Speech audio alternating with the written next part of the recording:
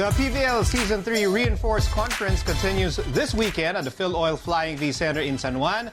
The Petro Gazz Angels are hoping to sustain their winning streak, while Motolite finally makes their first appearance in this conference. Joining me to really have fun talking about this weekend's PVL games, of course, the phenom Alyssa Valdez and our the score analyst, Dionisio.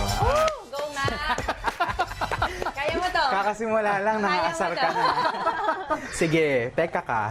Sige, you know what? Sige, total, kanina pa tayo nagkukwentuhan. Nauunahin ko si Bengs. Oh, yeah, okay? yeah. Bengs, you provided your notes. I am most intrigued by your excitement for the Motolite Army. Kasi parang sabi mo, it's like youth and a lot of possible surprise against experience. Yes. One of the most exciting things about PVL this year is the entry of Motolite. Because on paper, we don't know what their chemistry is at the moment. Pero on paper, they have really talented players. Go and say the big names that people can't wait to see. Kasi they have Tots Carlos, they have Isa Molde, right? Ayala Estranero from UP, they have Myla Pablo, they have players from Adamson. So, and they have Coach Erpada na I personally think she really is a good will bring out the best in these players. This could be her redemption tournament, right? Yeah. Coming from the UAP. Yeah, so for me talaga one of the most exciting things about PVL itong Motolite. But at the same time, it's gonna be exciting kasi itong mga returning queens ng PVL, itong PacificTown, kasi Army yan, di ba? Matagal nang nag-reign sila sa PVL in the past.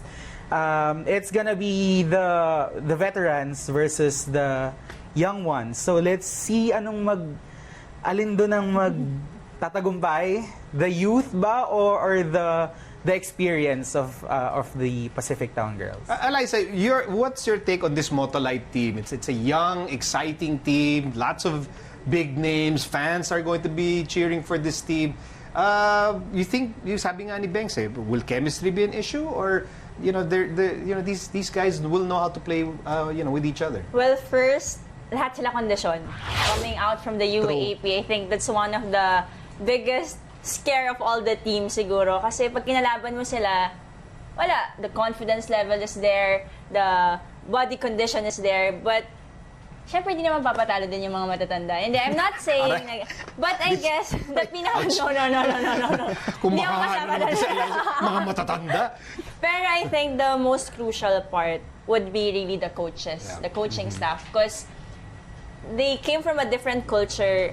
There are a lot of UP players, there are a lot of Adamson players. So, that combination na hahanapin natin and the culture na instill sa mga batang to. So, lagi natin sasabihin, it's always different to play out of the UAP, outside UAP. So, yung coach talaga yung mag-guide sa kanila kung anong path yung pupuntahan ng Motolite. Plus, it's always nice na merong women coaching. Yes. We need more. Sabi ko sa'yo, malapit na ako.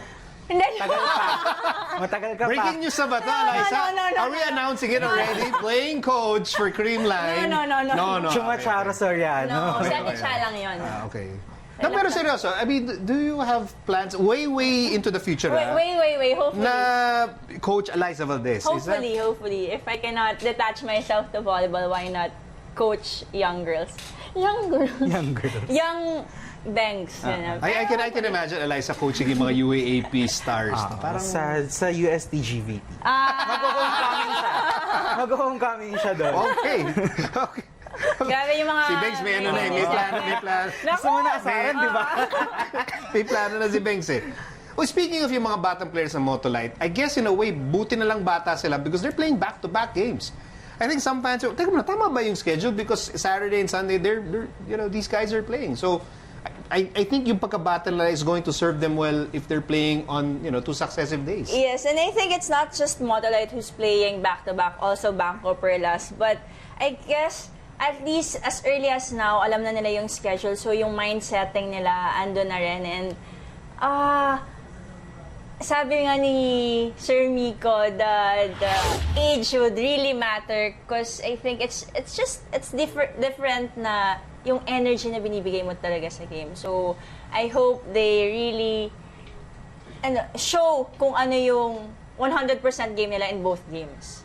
Kasi even if you're playing for a different team, you're probably wishing for good competition, Yes, right? yes. Kasi it makes the whole tournament even more exciting. Kaya you're happy that PacificTown is back, Motolite is here with a very strong lineup. So it's a win-win for everyone, even for the brands. Yes. Like if it's a good thing for everyone, even for TV, for the fans, for the players. So happy lahat. Yeah, yun ang pinaka-happy ngayon is Petro Gazz. Yes. I need to ask you guys, what is Petro Gazz doing that's, that has given them this 2-game winning streak? Well, first, for me, kasi it's always wise to get 2 outside hitters Yeah. as imports. Kasi, even if you mess up on your reception or digging, the first option would be for the outside hitters. Pagka dinala mo yung bola doon, and you have a very reliable player there na kahit broken play can score, that's already a big advantage. And they have 2 very strong outside hitters in Salas and Johnson. So that's what they're doing right.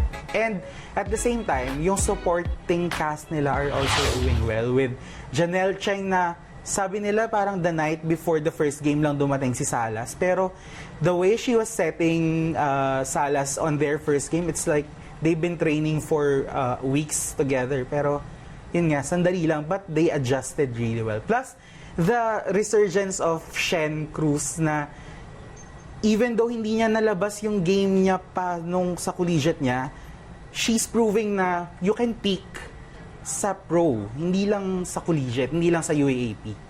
So yun, for me, that's what they're doing right now. I don't know, Alyssa, if you're in the mood to talk about Petro Gazz. Sabi ko nga, sasabihin ko lang sana, nasabi na ni Banks, and we've experienced the strength and the power. The strength and the power of Petro Gazz. But I think the crucial role of their coach also, be Coach Jerry as their consultant and Coach Arnold as their head coach. I think the strategy is there, the preparation is there. That's why also they were really ready for this conference. I think yun yung pinaka-biggest. Hirap pagsama-samahin ng malalakas na players, but if you have a good coach and a good consultant, they made it possible. Yeah, if I had a coach, if I had a team, if I had the money to run a team, Banks will be my consultant, and Alyssa will be my playing coach. That's the main takeaway from this. What's the color of the team? What's the color? Bahala kung anong gusto mong kulay.